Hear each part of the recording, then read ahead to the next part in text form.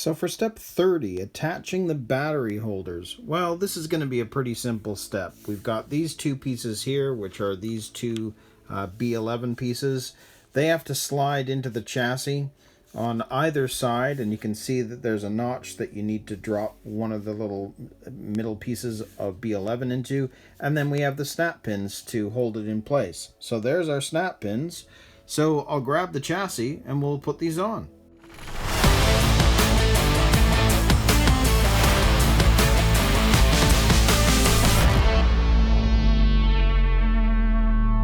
Okay, so if we do this side first, you can see that there is a notch there and there is a hole in the center.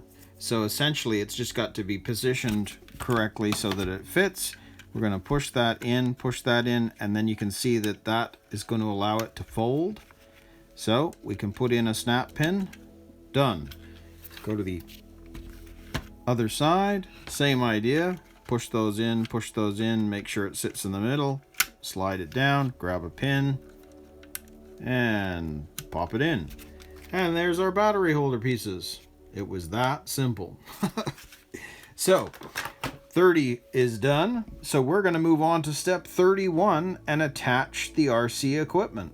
So for step 31, attaching the RC equipment. Well, this is where we're going to need to attach the servo and put it into the chassis through that bracket that we put on at a much earlier step. And then we've got the receiver and the speed controller that are going to go down by double-sided tape on the RC deck that we put on in a previous step as well. Now you'll notice here, this is designed for the Tamiya speed controller, so there are two screws that are going to screw this in place. Well, because we have the Hobbywing speed controller for this, this is not going to fit the same way, and I'm going to have to figure out where I'm wanting to place it, because you can't do it the way that they're saying. So we'll get to that when we get to that. So first off, there is the two screws that we need. There's some washers. Again, I don't think any of these two, the small ones or the little washers, are going to be used because that's where this comes into play. I think we'll be using double-sided tape, but let's get the servo in place. So we'll start with that and then we'll attach the rest. So you can see that the servo is going into that bracket that we put on at the beginning. And if we grab the chassis, you can see that it's at that side. And based on what this is showing, the wires are definitely going to have to go below just to match up with what you're seeing there. So if I just sort of squish that down for now, you can see that the way that servo is, that's exactly how it would be sitting. So we know that it needs to be attached just like that. So that means that we've got our MA3 screw plus our washer. That's going into the first hole at the top. And I might just screw this down to start with here.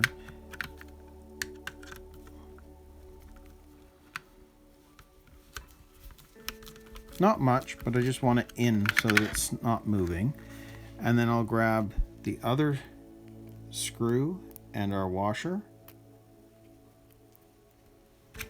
And we're going to attach that at this side.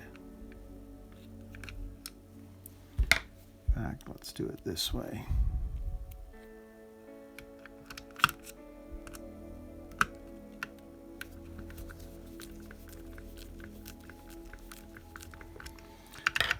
Okay, so I'm just going to tilt this up now and hold on to it while I screw this in more.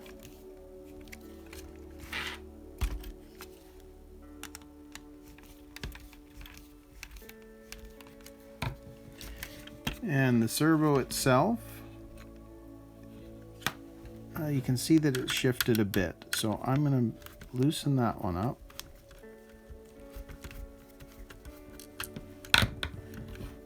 And make sure that it's more or less level. There we go. And you'll see what I mean in a second here. Yeah, see how the servo, it's now equal distance along the ridge, and it's the same thing along that side, which is harder to see, but I've got the servo nicely aligned for this. So now I'm just going to make sure that they're tightened down. There we go. So there is our steering servo in place. Very, very cool. So now what we've got to do is we've got to attach the receiver and the speed controller. So for this part, there's a couple of things I'm going to be doing different just because of the way things are working out. And this is a Hobbywing speed controller versus the Tamiya speed controller. So I'm going to show you what I do. So for one, the receiver, I don't use the double-sided tape. I use Velcro. And I'm just going to put that piece right there upside down. That's the sticky side. So we're going to grab this, and based on how they're showing this go, I will be putting this down here. And it is showing that the aerial is to go to the back because there is a bracket. So I'm going to put this to the far end, make sure that that is level, and squeeze. And now my receiver is in place and it's ready for the rest of the installation later. But I can rip this off whenever I need to use it in a different kit. But here's the interesting thing. We already know that this is meant for a Tamiya speed controller. Okay, well, the one thing that you could do is there is a bracket right here that is designed so that your on-off switch can slip right into that, and it basically sits right beside it. And I thought, well, wow, that would be a great idea to put it here. And I'm putting it this way because they're showing that the cables going to the motor need to be facing the back. And I would agree with that because sometimes if you put that on the wrong way, you'll find that the cables don't quite reach. But you will also notice that if I put this here, I have tried putting the bracket for this here, and it won't work. Notice it's already trying to push the receiver out of the way. So there isn't even enough space on the deck to use that bracket to hold it in place. So I'm going with a different method. So what I'm going to do is we are going to stick this down to the far end so that there's still space between the receiver and the speed controller. I actually already cut a piece of double-sided tape that was to the correct size. I'm going to stick this down. There we go. So we've got our ESC in place.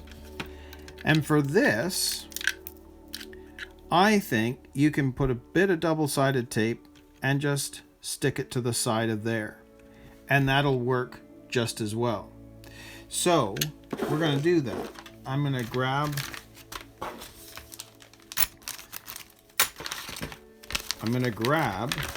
the double-sided tape that the ESC actually comes with. There's a couple of little red pieces here. And we're going to attach it to the switch. And you can see that it's already the right size. So I'm just going to line it up, put it on, and then we'll peel off tab. There we go. And knowing what I want to do, I'm just going to put this down and obviously keep it out of the way of the bracket because this is going to go up, but I'm going to use the other side anyway, but I'm not too worried about it. I just don't want it going all the way down.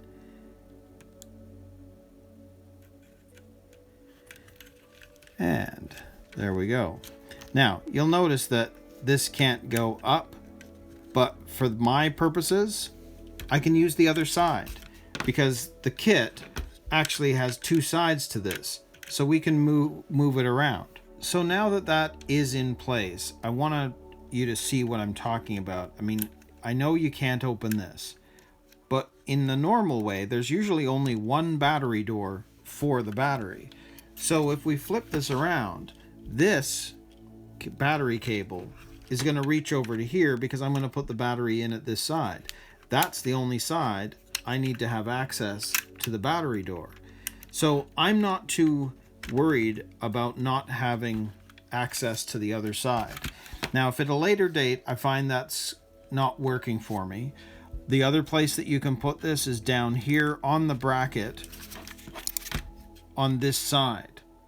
But I'm leery to do that at this point. I would rather have it up there. So I'm good with the placement of the on-off switch for this. So that means that step 31 is complete. So now we can work on step 32 and work on the wheels.